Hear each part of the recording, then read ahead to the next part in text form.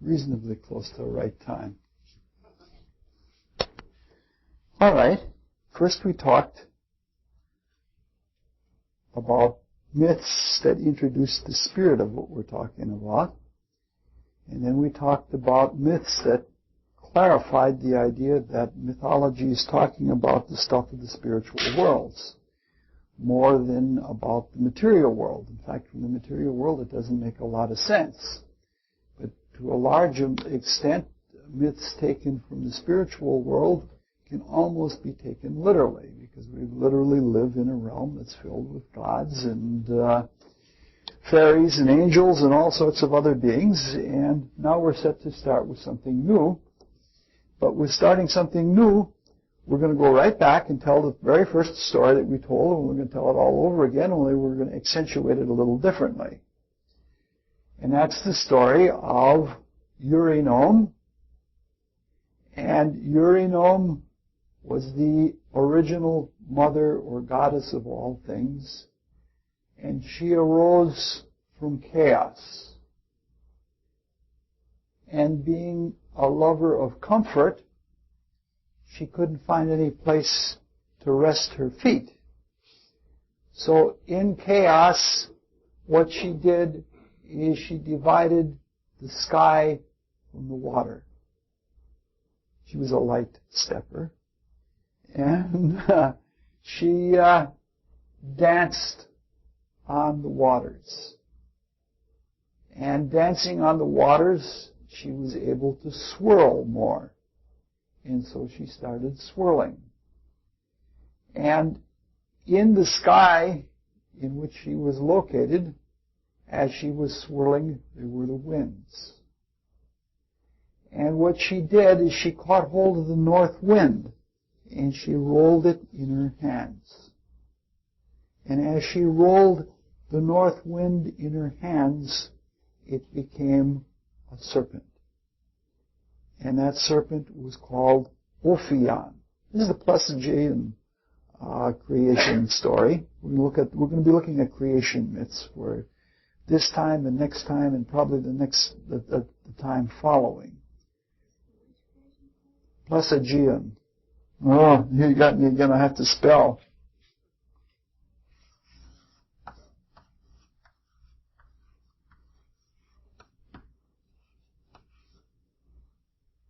Pleistocene. It's all of the above.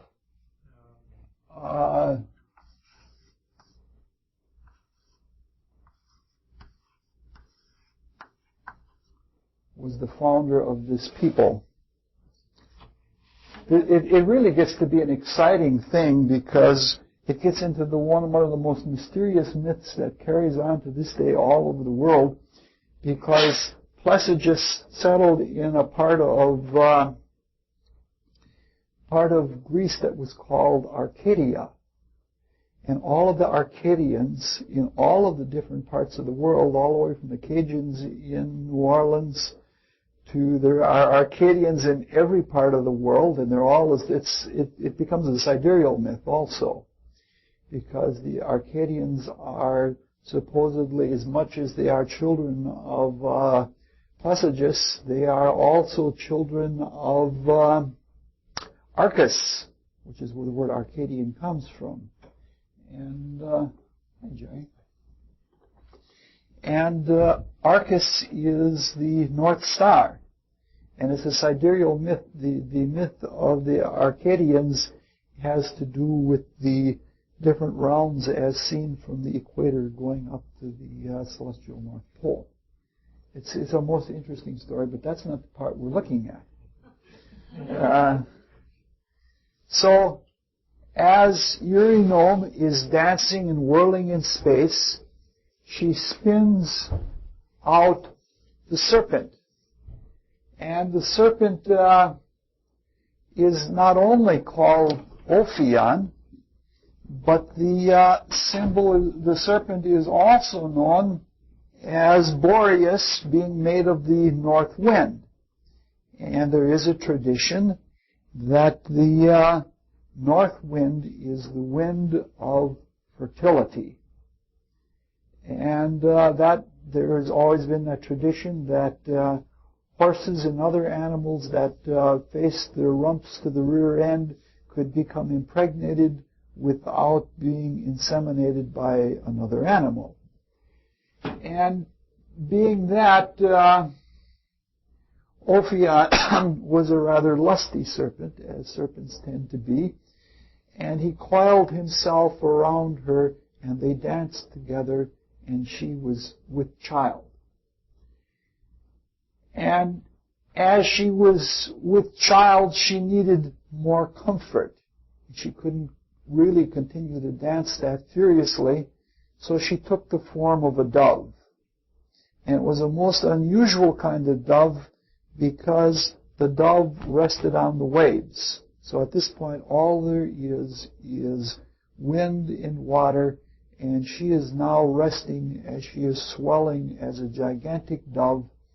And out of that, she gives birth to a universal egg. It's a huge, big, most people consider it golden, though in some stories it's a silver egg. And this egg needs hatching, and she feels she's done her part by laying the egg, and so she commands Ophion to wrap himself around the egg. And so he wraps himself, coils himself 7 times around the egg and warms it. And after a given amount of time, the egg has come to term. And so it just splits right in half, and everything that we know in the world comes out of the egg. It's a rather telescoped story. No, as you get down to the details, it just sort of cuts off really quickly. And so everything came out of that, or almost everything came out of that. And so the Earth being part of it, all of the stars and planets and everything else came out of it. And she needed a home. And so she and Ophion settled at the top of Mount Olympus. And this is a very feminist creation myth. And what happens when you settle at Mount Olympus, when Ophion doesn't have much to say or much to do in the creative work, he starts bragging. He starts bragging how he created the world and everything in it. And she doesn't like that because she thinks it's taking away from her glory. So what she does is she kicks all of his teeth out, which is why serpents to this day just have 2 fangs and nothing more, or a set of fangs and nothing more. And she bruises him up pretty bad, and she takes her heel, and she does a number on him with her heel, which can be an important symbol. And eventually she just kicks him out of Mount Olympus, and he goes off. And she goes back to dancing. And now this is a very unusual story. When she goes back to dancing, this is when she creates the Titans as the planetary spirits. Remember when the first time we talked about all the Titans. And finally, when all of the gods are created, or the first generation of gods are created, she decides that she needs people. However, she made the earth such that the area of Arcadia was so fertile that people, Plesages first, followed by others, just sprang right out of the earth. And that was the first beginning of humanity. If you remember when we talked about Prometheus, the very first time we said that the first version of humanity sort of washed out, and there was a second version that was created by Prometheus also out of earth. Okay, and that's the story. That's how it all began, according to the Plesagians. Now let's go through the whole story again with mild commentary, because I don't want to get into all kinds of detail. I just want to mention that there are things so that this doesn't seem just like a childish story. There is a lot of information in it. It's certainly not an all all-fulfilling creation myth that tells you everything that's needed to know. The name Eurynome means wide-ranging, or like the spinning that she does is something that is of very, very great magnitude. Now, in almost all of the creation stories that come from the spiritual point of view, there was a state that always preceded cosmos, and that state was always a full state. There never was a time in all of the creation myths where there wasn't anything. And there wasn't a time when there wasn't the possibility of everything. And this state where all of the potential is available has always been called chaos. Chaos is like understanding potential in a demi-consciousness. It's not a total unconsciousness like the absolute where nothing is known and it's totally unfathomable and it leads you on by the darkness of its mystery, but it's a quasi-state. It isn't something that's organized, and all of the relationships have not, possible relationships are more there than are ever become create. All of them have not been delineated. It's like saying that in creation there is a pre-cosmos state.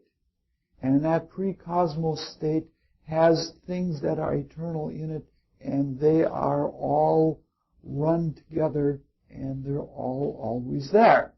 Okay, and this agrees with what every form of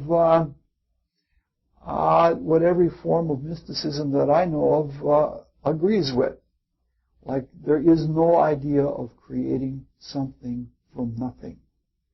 There always has been something there, but that something just hasn't been known. And the idea of having a complete empty space with nothing in it is probably an illusion that comes up from being too focused on matter and then thinking if one becomes, it's a sort of like a psycho-spiritual phenomenon that if you become too focused on the existence of one thing, then anything that isn't there seems empty. It seems like a state of nothingness. So from a spiritual point of view, there's never been anything but a plenum, and a plenum is always a full space. She had no resting place, none whatsoever, and that is sort of the spirit of creation. Because when we're talking about creation, we're talking about any kind of creation. If we write, if we paint, or any act that we do in life, a mother who's carried a child knows that there really is no resting place. Your creation is with you all the time, and you have no rest from its weight. And there is no resting place. It talks about the psychological state that precedes creation. It's like saying, I'm uncomfortable. Like I'm filled with something. I'm filled with this urge to give. I'm filled with this desire to pour out. And that kind of discomfort, I believe, is what is talked about when Eurynome finds herself coming out of chaos and is uncomfortable, uneasy. So when we talk about the sky being divided from the waters, we're talking about something, this is not to be taken literal. The one thing that is common to all creative myths, again, that was realized by all people, that if there is this unity, and in this unity there is, everything is all together, there can't be cosmos in that. In order to have cosmos, things have to be differentiated. And the most simple form of differentiation is polarity. So everything is divided into sky and water, one being a more active agent, one being a more resting or passive kind of element. And the reason I think that sky and water are chosen in the myth is in our everyday experience, they are the most subtle elements that we have. And the mythographer or the original tale teller of this myth wanted to just make it not, like this isn't the vision of heaven and earth, which would be a very gross distinction, having a really solid state and then having the invisible air. This is a division between air and water, which means that in this very early stage of coming out of chaos, there is a differentiation in substance and in polarity, and one is more active and one is more passive, but the states are very subtle states. Anybody who has ever tried to be in touch with things in the inner worlds, in the spiritual worlds, realizes just how subtle those things are. They're you can't hold on to them. It's something that takes a kind of consciousness that you have to spread your entire consciousness into the state that you want to go into and be in it, because you can't grab a hold of it. Like with perception in this world, you can look at an object and you can fix your consciousness on it and you can hold it there. But in the inner worlds, you can fix your attention, but what you're fixing your attention on is extremely subtle.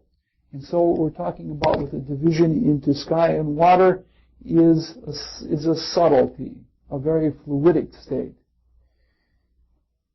And she dances. The first motion, the primordial motion, is spinning. And that spinning, or the dancing that is talked about, is an expression of consciousness. All of the mystery teachers, like Plato, for example, said that movement or change represents a state of consciousness. Something that turns one way has one kind of consciousness. Something that turns another way has another kind of consciousness. And it seems axiomatic, at least from the mystical point of view, that there is no consciousness that does not express itself as a spinning movement in the cosmos. So in the same way that all of the orbs are spinning and all of the atoms are spinning, those are representations of consciousness. The direction and the frequency of rotation have to do with the state of consciousness. This is a universal mystical doctrine, and in that regard, mysticism does not differ much from physics, saying that all cosmos and everything in existence is in a state of motion. Not necessarily oscillation as much as spinning. And you know that clearly for things to be brought out of chaos and condensed into reality, this involves on the part of the creative being a great concentration. And when one enters into a deep concentration or into a meditation or prayer, the deeper you go in, you become more peaceful in your spirit, but everything spins around you, most notably at the center of the forehead, like you started like a whirlpool going. And literally, within, you can do things like this. It's a demonstration of the old nebular theory of creation, that you can take the old round wash tub, about 3.5, 4 feet in diameter, and you can fill it with water, and you can put oil that floats on the top, and you can start it spinning. And what you do is you produce a center, and gradually the oil globules form like planets or little whirlpools at a given distance out from the center, in the same way that planetary spheres form within the solar system. The only difference is, in that case, is that the concentration of spin is coming from without, with a person with a stick or a paddle or something like that, whereas in the case of creation, whether it be on the part of the macrocosm or the very minute consciousness of an atom, it is something that comes from within. And so this is a fairly, now we've looked at something that almost looks like a childish fairy tale, and it's pretty sophisticated. There's quite a bit of quite a bit of information there. Obviously the hands, again, when she takes the wind and turns it in her hands, represents a conscious, manipulative consciousness. And the serpent itself represents that the spiral effect is being brought into account. Clearly, if there is no motion, everything is asleep. Everything is asleep in chaos and everything is in darkness. If there were only spinning motion, there would not be any differentiation of time. There would not be any differentiation of direction, that is, of going forward. And so when you have the spiral, you have both a forward motion and you have a cyclical motion, and both are incorporated together. The eternal principles that repeat themselves again and again in cyclical fashion are not lost to creation, but when they are extended in time and space, it becomes the spiral principle or the serpentine principle, where the universal is not lost in the delineation or extension into the material. And so if you look at quite a few of creation myths, we're going to look at several of them tonight, that if you do that, you see that there are a large number of stories that have serpents in the beginning. So it's a kind of intelligence. And so she needs comfort. And so she rests. The egg represents now when the egg is laying, because if you think of Urinome and if you think of Ophion, you don't form a picture, or at least I don't. I don't form a human-like picture. If there is chaos and there is this whirling state in this chaos, and this can be delineated and turned into a spiral-like consciousness, things have not been differentiated. But when things get to the point that the creation becomes something definite, it represents a limitation to a given region of space, to a given region of time, and this containment saying that out of this chaos, this much I am going to condense. And this represents the egg. And the egg is almost perfect for creation because the egg has that whole quality of dividing within itself and dividing and differentiating within itself, and there is no external process. It's all internal. And see, like we live inside of a closed system. We're inside of a cosmos. We can't escape the cosmos. Even in the notions of time and space in material science, we can't escape the cosmos. We are within. And to me, it's always a miracle. It's the thing that, that kids do in classes when they're little tiny kids. They take an egg and they put it in an incubator, or they have a chicken with an egg, and you see that egg, it doesn't change, and it gets warm, and it's warm. You can break open an egg, and you can see that it's nothing but a yolk and a white. But you take the egg, and it warms, and keep it warm, and after a while, that one cell has divided and redivided so many times, and each part of it has become something different, and from that one cell, a chicken comes out. And that's not so that the whole dramatic idea of the egg breaking in half and everything is complete is not only very much telescoped, because this is not meant for a really sophisticated audience. Myths aren't always meant for the intelligentsia, for them to have deep and profound concepts put before them. They are to take the concepts and present them in a way that is very simple. And in that simplicity, something works on the consciousness of the individual, and that individual can then be, can have within them incubating the principles. And so that's very often why the stories are simple. Okay. They eventually end up on Mount Olympus. And on Mount Olympus, mountains, I think we've mentioned this before, and it's a fairly common notion that mountains represent high places. And high places are higher states of consciousness. And if there is a high relative to a solid concrete creation, there has to be a highest place. And that highest place, as is known by people, to the Greeks it was Mount Olympus. And that highest place represents sort of like the lightning rod where heaven and earth meet. It's as high as you can get, and it's filled with spiritual consciousness, and yet there is connection with the world of humans.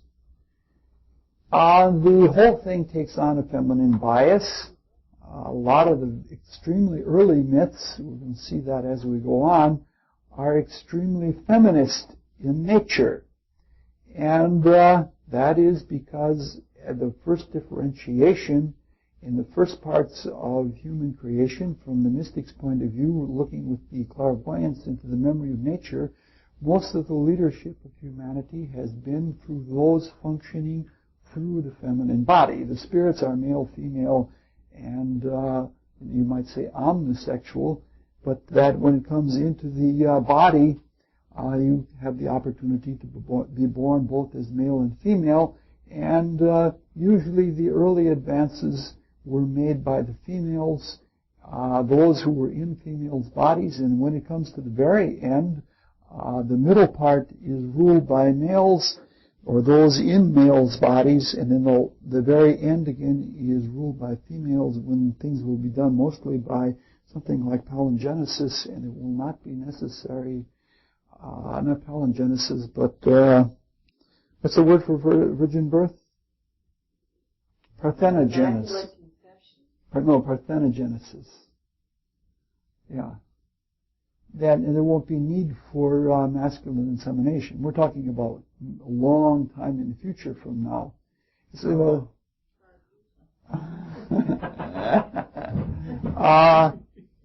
I would think more in terms of tens of thousands of years, or maybe even hundreds of thousands of years.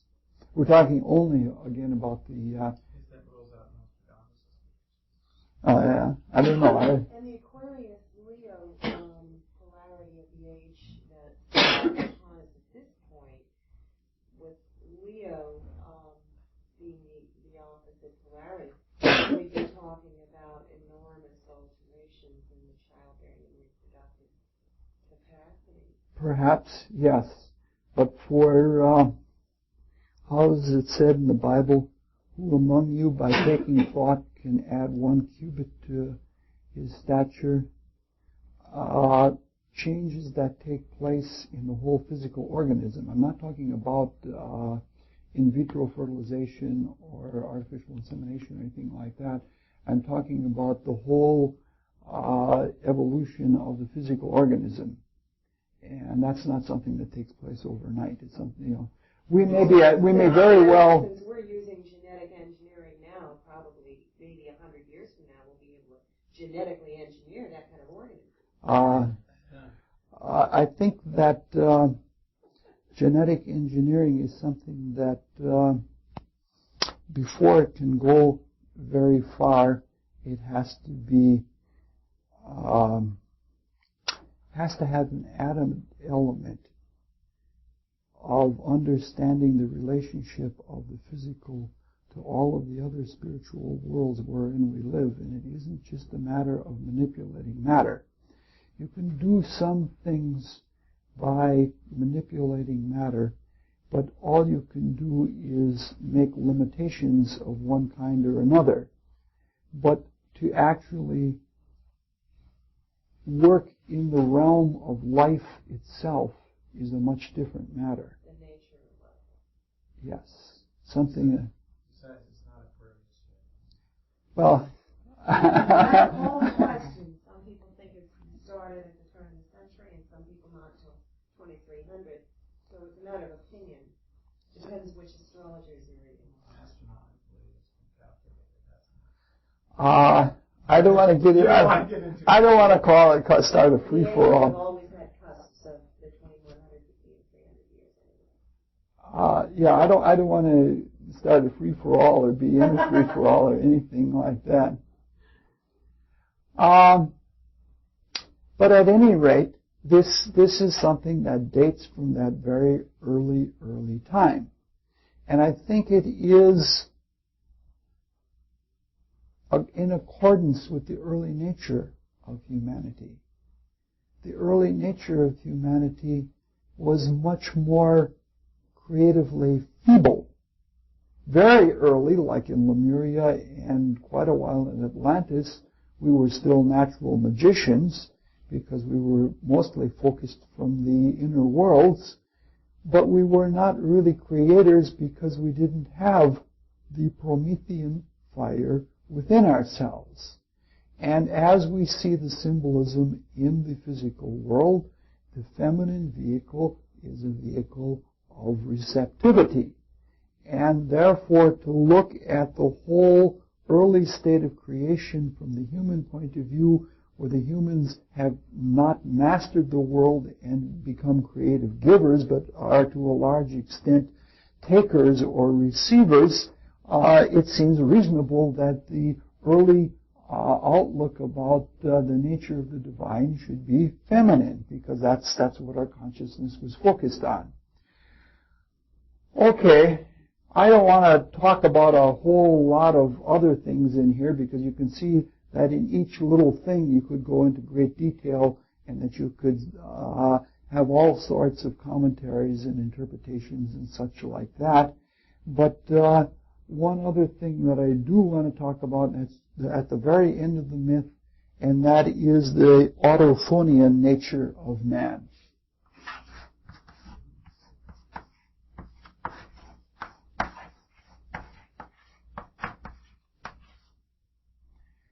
Meaning that humans came out of the earth.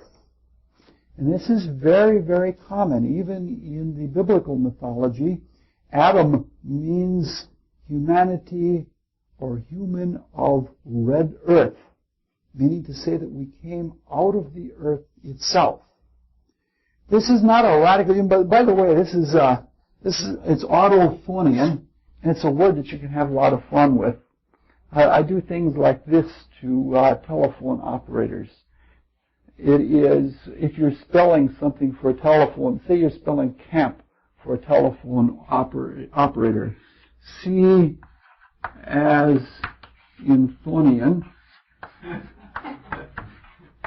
You do that, wouldn't you? A as in Isle. M as in mnemonic,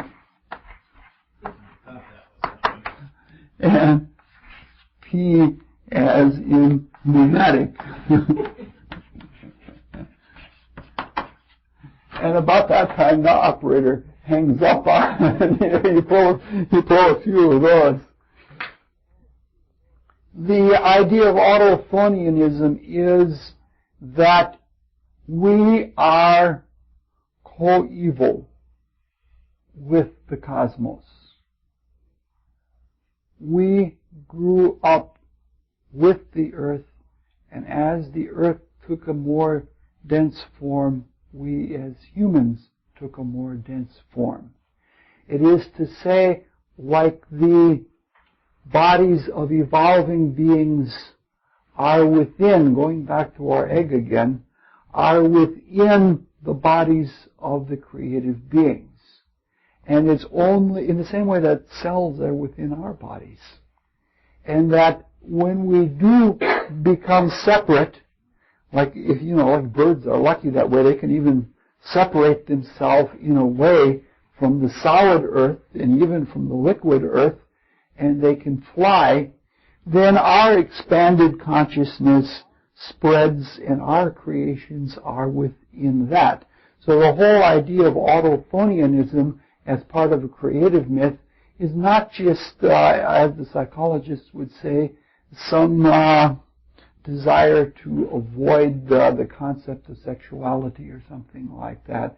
The psychoanalysts, according to them, everybody has sexual fears, and the whole idea of autophony creation is such that people refuse to admit that their father was copulating with their mother, and that's where the whole notion of autophonianism comes from and such like that.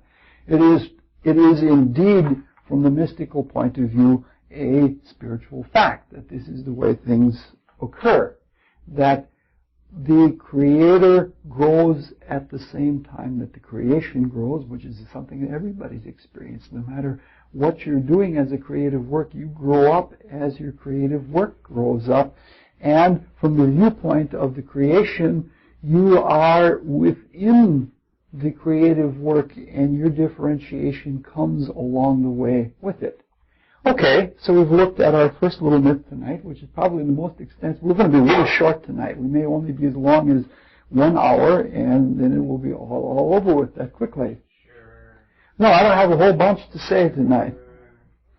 How many times have we heard that? So this is a very, it's sort of like a homely, commonplace kind of myth. It doesn't go into any exaggerations, and it doesn't go into anything unearthly, but yet there's enough subtlety, and there are enough pictures, and there's enough drama in it to hold our attention so that we can see the creative work of it. It's greatly telescoped, and there's probably a reason for that, because it's sort of assumed that people already know or are knowing about the material world and doesn't need, that they don't need all kinds of detailed explanations about that. And another reason for that is it could have all of the stages between the emergence of chaos within dark potential, that you could go into all kinds of, like if you get into the Vedanta metaphysics, and you have Purushra and Prakriti and Maula Prakriti, and then there are all sorts of stages in between there where matter is preconditioned and spirit is preconditioned, and for we are rather unsophisticated. But if we really awaken to a transcendental spiritual kind of consciousness, that we recognize that there are all sorts of very subtle but very important glories of spiritual consciousness. But since most people are, in the time that the myths are originating, most people are not yet very intelligent, they're not yet very developed in either the physical world or in the inner worlds. They're not very developed. It's safe to telescope things in a rapid manner and be assured that later on, as people awaken and deepen and expand their consciousness, that all of those distinctions will become more important. What looks like straining at a gnat at another time becomes a very, very important distinction. Especially, you take simple things like telling the truth is much different than not lying. And that may sound like a trivial, petty Virgo kind of statement to do, but when there come to be circumstances where not lying is one means of functioning that's very important, which is very, very much different from telling the truth. And so those kinds of things go on like that. It's satisfactory for our feelings. It's not very satisfactory for our thinking, because obviously the people weren't heavy thinkers at that time, but having some sort of feeling. In the same way that if you're telling a story to a child, you can frighten that child, and it's very important to have a mythology almost as a psycho-spiritual nest for a child in telling tales to a child. So it was for early humanity. It was enough to give something to satisfy the feelings, so that there was a comfort, as if there were a reason for all of this, and something that pictures could be formed, and those pictures were as satisfactory as a lot of logical explanations, and that was good enough for the myth. Okay, let's look at a few other points of view. I'm going to do something I rarely ever do in class. I'm going to read, and it's something I do very poorly. And I have brought in some of my mythology books. I have several shelves full of them. I like these very much. There are modern renditions of them. They're by Robert Graves for the Greek myths. Robert Graves is the fellow, I don't know if he's alive anymore. He was a creative writer, a very excellent creative writer. He wrote something that they made a movie out of, which was really hard to make a movie out of. It was called The Shout. He wrote, which was from one of his short stories. They made a pretty good movie out of it. But beside being a writer, he was a fellow of the Royal Archaeological Society for when he wrote these books. They have a lot of material in them that is archaeological explanation of myths. But he was pretty tedious about going into original source material to get a lot of viewpoints of the myths, but they don't read terribly bad because he was a creative writer. He can write in such a way that they're readable.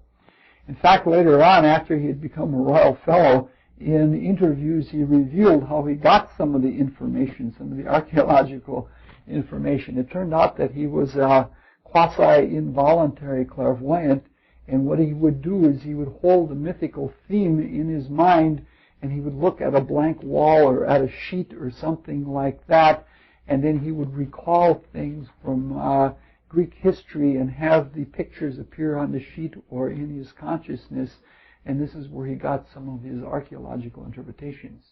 They make them in a much more classy kind of book now. I don't think they're called Penguin. I think they're called Pelican editions, but they're all right.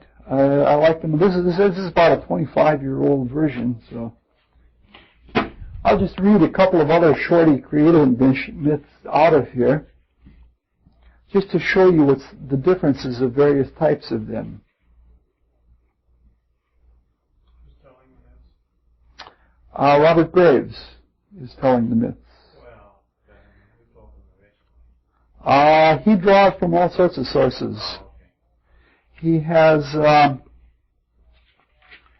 there are loads and loads of notes, and then there are also loads and loads of references. The bibliography is right in with him. The Homeric and Orphic creation myths.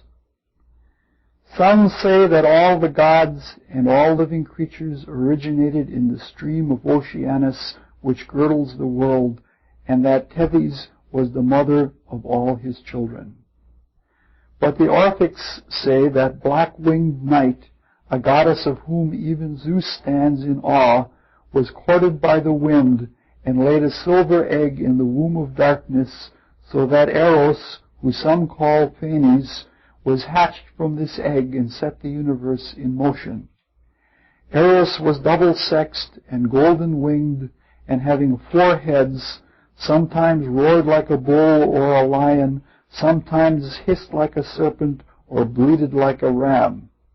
Night, who named him Erysipeus, and Protogenes, Phaeton, lived in a cave with him, displaying herself in triad, night, order, and justice. Before this, night, order, and justice. Before this cave sat the inescapable Mother Rhea, playing on a brazen drum and compelling man's attention to the oracles of the goddess. Phanes created earth, sky, sun, and moon, but the triple goddess ruled the universe until her scepter passed to Uranus. And that's the dual. We're obviously not going to tackle that one because there's all sorts of things run together in that. A couple of others, and then we'll just pass on, and we're almost ready to close. At the beginning of all things, Mother Earth emerged from chaos and bore her son Uranus as she slept. Gazing down fondly at her from the mountains, he showered fertile rains upon her secret clefts, and she bore grass, flowers, and trees, with the beasts and the birds proper to each. The same rain made the rivers flow and filled the hollow places with water so that the lakes and seas came into being. Her first children of semi-human form were the 100-handed giants Briares, Gyges, and Koepsel. Next appeared the 3 wild, one-eyed Cyclops, builders of gigantic walls and master smiths, formerly of Thrace, afterwards of Crete and Lycia, whose sons Odysseus encountered in Sicily. Their names were Brontes, Steropes, and Arges, and their ghosts have dwelt in the caverns of the volcano Etna since Apollo killed him in revenge for the death of Aesculapius. The Libyans, however, claimed that Darmas was born before the 100-handed ones, and that he rose from the plain. He offered the Mother Earth a sacrifice of sweet acorn. That's another version. Some say that darkness was first, and from darkness sprang chaos. From a union between darkness and chaos sprang night, day, Erebus, and the air. From a union between night and Erebus sprang doom, old age, death, murder, continence, sleep, dreams, discord, misery, vexation, nemesis, joy, friendship, pity, the 3 fates, and the 3 Hesperides. From a union between air and day sprang Mother Earth, sky, and sea. From a union between air and Mother Earth sprang terror, craft, anger, strife, lies, oaths, vengeance, intemperance, altercation, treaty, oblivion, fear, pride, battle. Also Oceanus, Metis, and the other Titans, Tartarus, and the 3 Erinyes or Furies. From a union between Earth and Tartarus sprang the giants. From a union between the sea and its rivers sprang the Nereids. But as yet there were no mortal men. With the consent of the goddess Athene, Prometheus, son of Aepus, formed them in the likeness of gods. He used clay and water of Panopus and in Phorcys, and Athena breathed life into them. This is the other philosophical creation myth. Others say that the God of things, whoever he may have been, for some call him nature, appeared suddenly in chaos, separating earth from heaven, water from the earth, and the upper air from the lower. Having unraveled the elements, he set them in due order as they are now found. He divided the earth into zones, some very hot, some very cold, others temperate, molded it into plains and mountains, and clothed it with grass and trees. Above it he set the rolling firmament, spangled it with stars, and assigned stations to the 4 winds. He also peopled the waters with fish, the earth with beasts, and the sky with the sun, moon, and the 5 planets. Lastly, he made man, who alone of the beasts raises his face to heaven and observes the sun, the moon, and the stars. Unless it indeed be true that Prometheus, the son of Iapetus, made man's body from water and clay, and that his soul was supplied by certain wandering divine elements which had survived from the first creation. All right. There's another way of language that is very, very helpful. Yes. Even I, who cannot read well, do better than normal. Sound good. Yeah. Well, you'll have to prove that you don't read well. We'll find you another book. Clearly we see from looking at these second grouping of 4 myths, that there is not universal agreement about how things came to be. There's not universal agreement about a lot of spiritual things. But that doesn't mean that there isn't a universal truth to spiritual things. In fact, the more one truly gives oneself to spiritual study, a bipolar experience occurs within such a one. That on one hand, one sees more and more different viewpoints, sees the same truth from all kinds of different ways, but yet at the same time finds a common unity with other people that are doing things that appear on the outside to be very different. And so I think it is with creation myths. I don't think all of the myths were in the hands of initiates, and that I don't think that all of the mythographers, be they poets or storytellers, were always in touch with divine wisdom.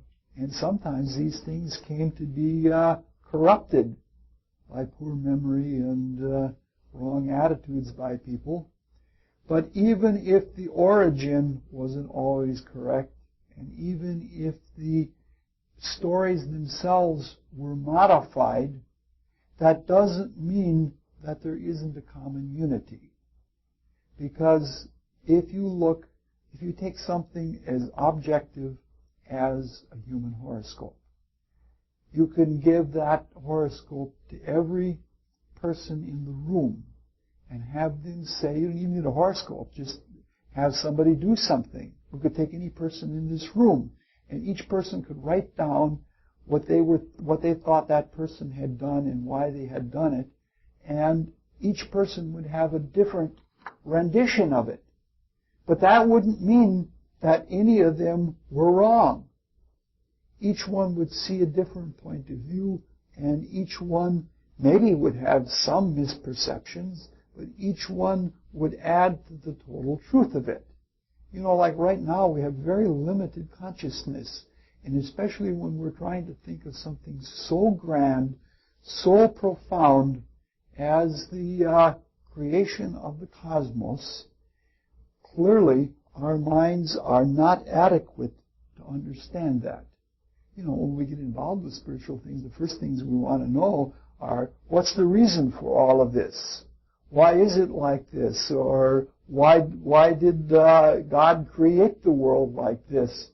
And those are the answers that should come at the end and not at the beginning. Or if they do come at the beginning, you just hang on to them until the end, because the mind as it is now, the consciousness of the human being as it is now, is much too small. It's much too materialistic.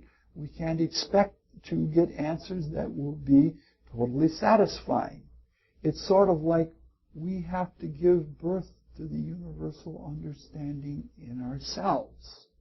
We have to grow into a cosmic consciousness, and not that a cosmic consciousness is given to us in the same way that a plate of beans is given to us. It's of that kind of order that things go. So that's sort of what one expects. And on top of that, there is always the big problem that comes with the difference between the language and the subject. When you're talking about the spiritual world, you're talking about something very otherworldly. But when we're talking about the language that we express it through, it is very worldly. And so it's like trying to put something greater into something lesser. It's a very difficult thing. Like if you have some kind of inward poetic experience, to take and put it into words, written or spoken, is not an easy process, especially when you're trying to take a truth that is very rare and very subtle and present it to people who are not ready for it. So it's not surprising that the myths would be crude. All of these myths that we looked at clearly recognize polarity as part of creation, as a simple differentiation. All of these myths recognize stages. We've talked about them before, and next week we're going to talk a little bit about them again. The stages are sometimes mentioned in generations, that this generation of gods succeeds this generation of gods in such, or this divinity will associate itself with this nature force, and out of that something else will be born. So what we understand from this in terms of creation, it begins with a polar differentiation. One is at least divided into two, and two means many can come from that, and that between the unity and the multifarious differentiation of the world as we know it now into all of the atoms and particles and everything that's in it in just the material level, there are many stages.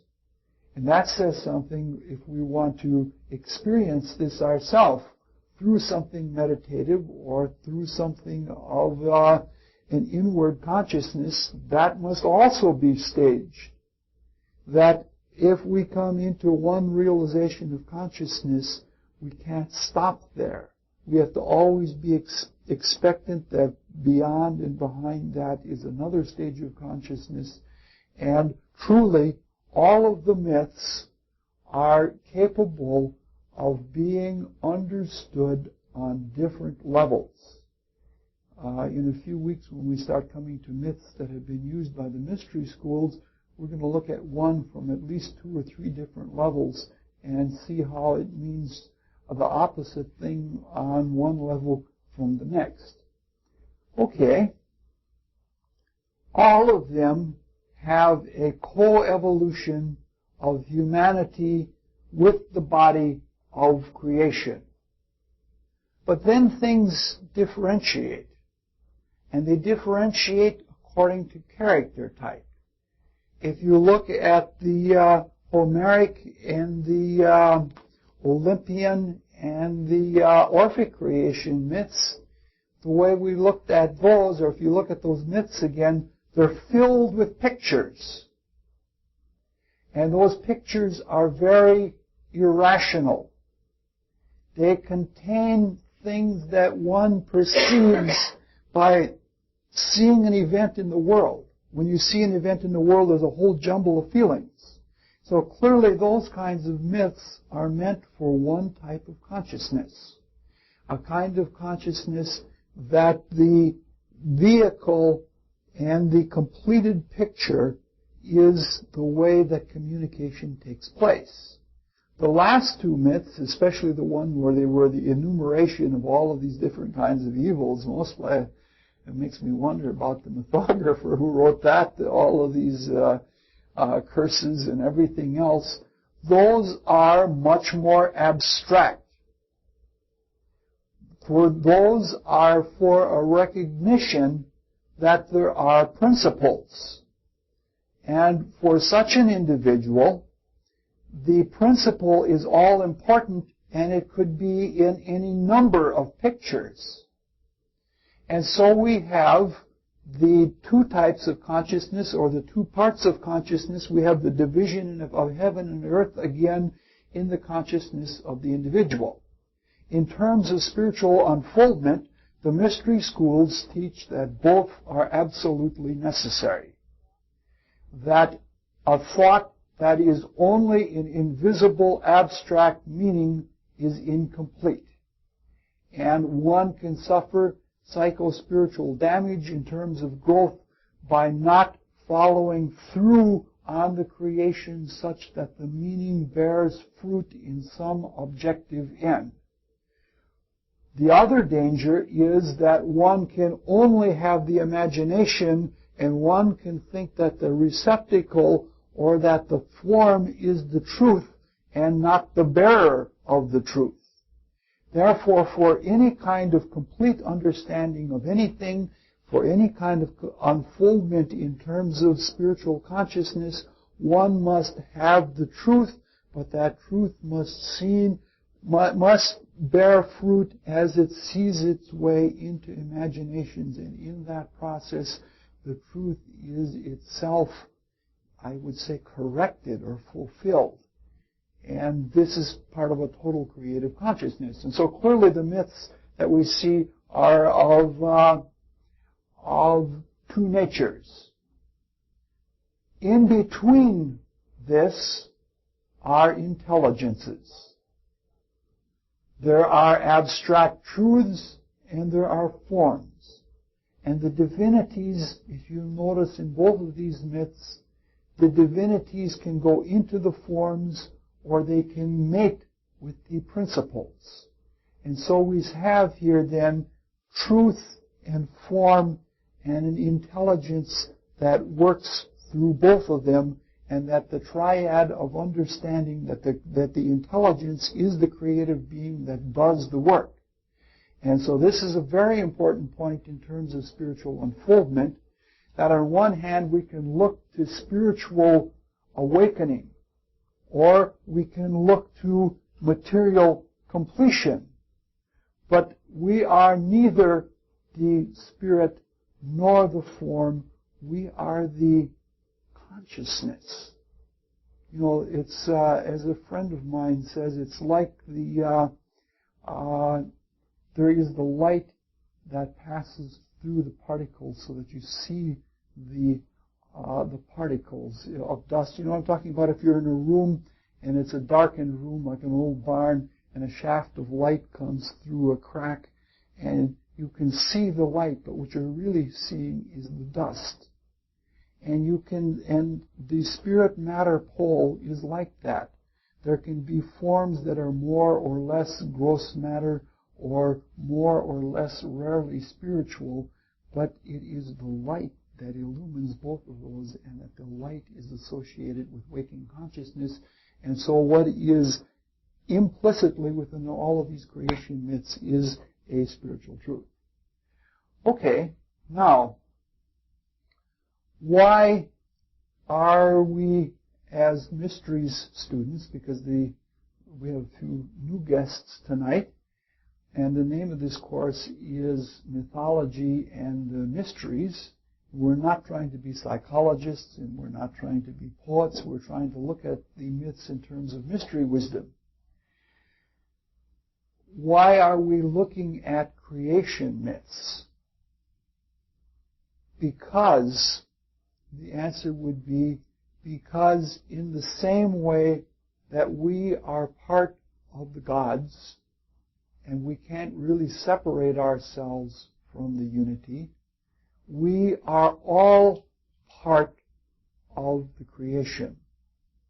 And in the mystery schools, as one unfolds waking consciousness, one remembers one's history. What we are, even to the very way that we think and the capability of thinking, has been built into us by the creation.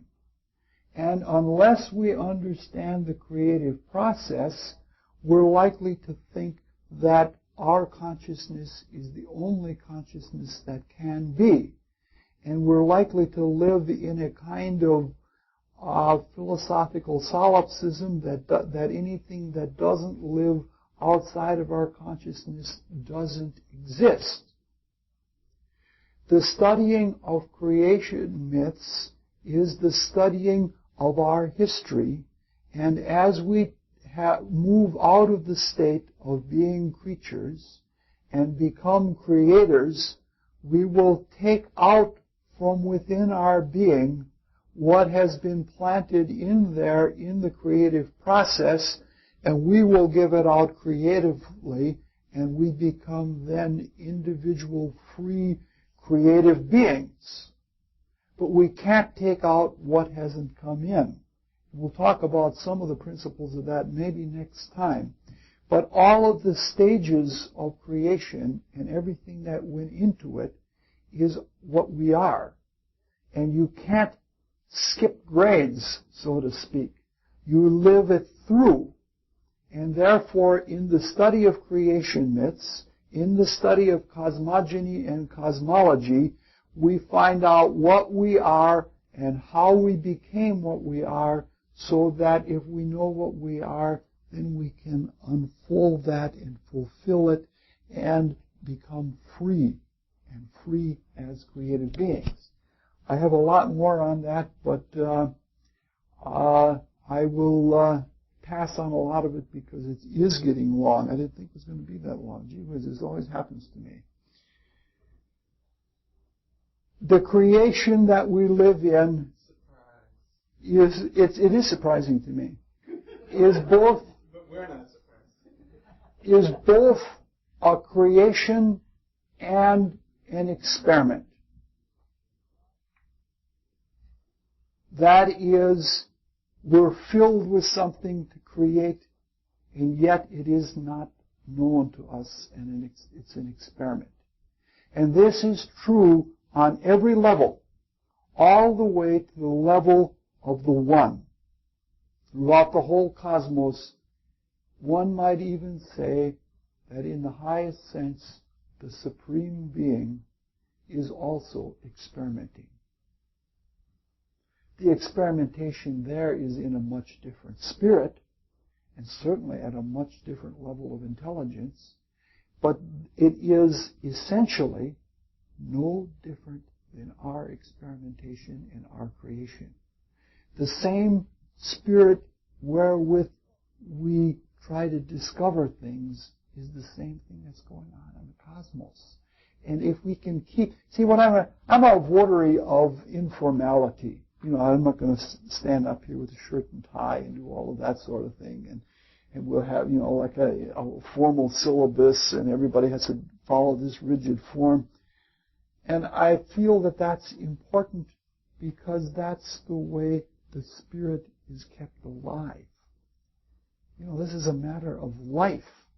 And when telling these stories, the thing that's most important is that life of experimentation, that lusty life of Jovian creation is not lost, because that is the way we actually fulfill what we're in and what we're doing.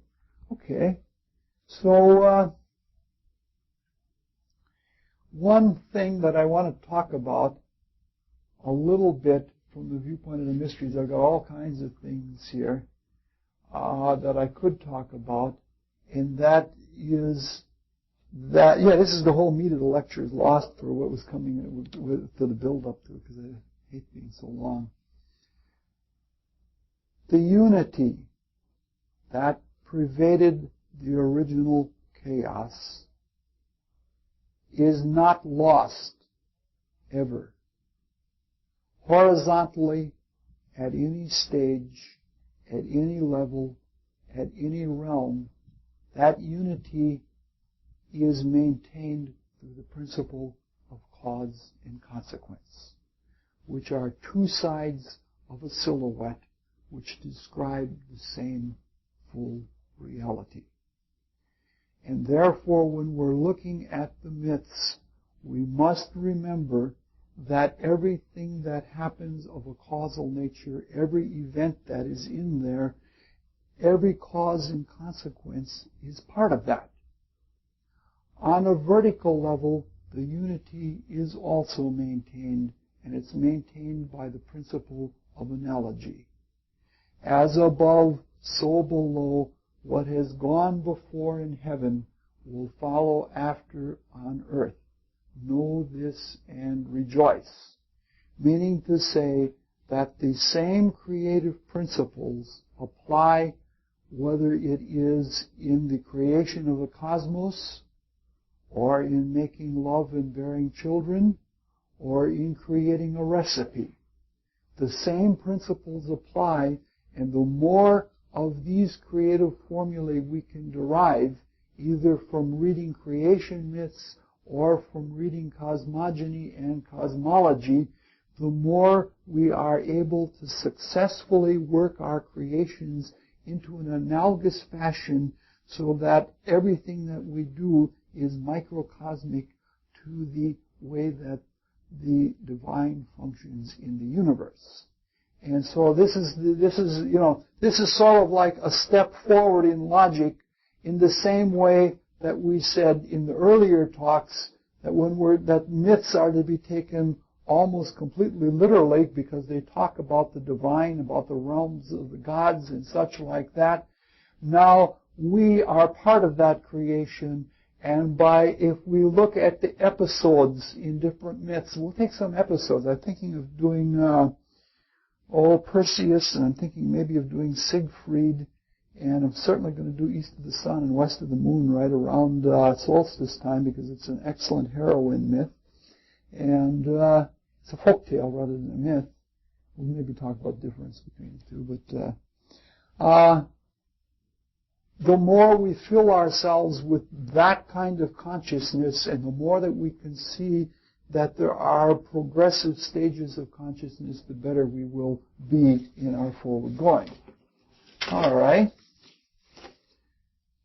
A couple more little points, and then we have two last myths to tell. Oh, I guess we've covered those points. I want to give you what I consider, I don't even know the source of this last myth, of one of these last myths, but it, above all others, describes in about 4 lines stages of creation that are the most succinct, transcendental creative formula that I've seen anywhere. I'll just tell you, I got it written in 4 lines. The first thing in creation was darkness, or night. The first thing created by darkness was love, or the light. The first thing created by love was the law. And from that, all else was created. I've never seen a creative myth done better than that. If one ponders on that creation myth alone until it's riveted in the consciousness, both the antecedents and succedents of the stages and principles, I don't think one can fail in a spiritual life. Then I have one last myth, which is a really hard creation story to tell. Yes? When you say the law, what do you mean? Cause and consequence, horizontally and vertically. I think that's why I interpret it. I didn't write the myth, so I can't say. Yes. The first thing in creation was darkness, or night. The first thing created by darkness was love, or light. The first thing created by love was the law. And from that, all things else were created. All right, now a really tough myth, really hard. It's a tooth-gnashing myth. There was a first very minute moment of time. In that moment, all matter was packed infinitely close in one point, and all of the rest of space was empty. It exploded and expanded and continues to expand into seemingly endless space. The matter differentiated itself into various grades, particles, and from that emanated various energies.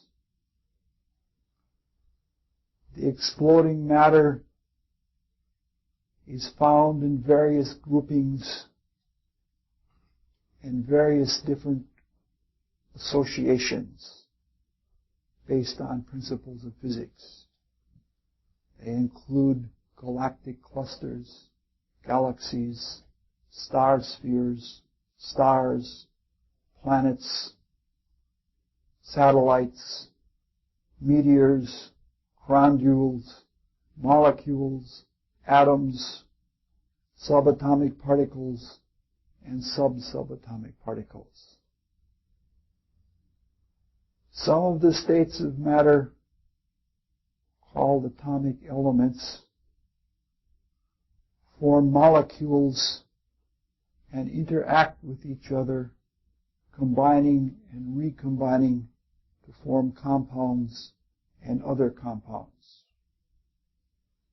In at least one case, the compounded matter randomly found conditions suited to produce compounds that reproduce organized forms.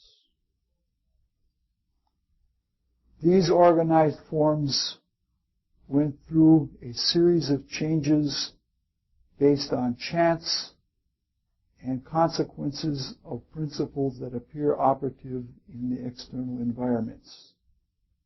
They became complicated organizations with the power to move, etc. The organizations are manifold in variety.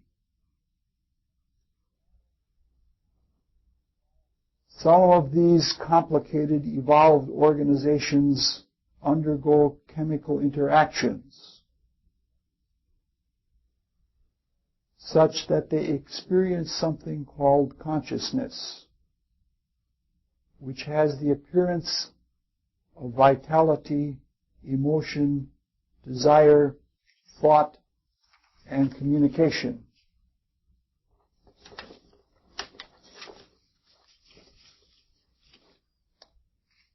In these chemical interactions, which are both accidental and determined by blind principle, there is a state that has the appearance of knowing both the blind principles and the accidents, so that their communication of their random determined experience, called arguments, are neither blind nor determined, but something called free objective knowledge, which is nowhere to be found in the whole sequence of accidents and deterministic principles. Now I ask you, who has the superstitious creative myth?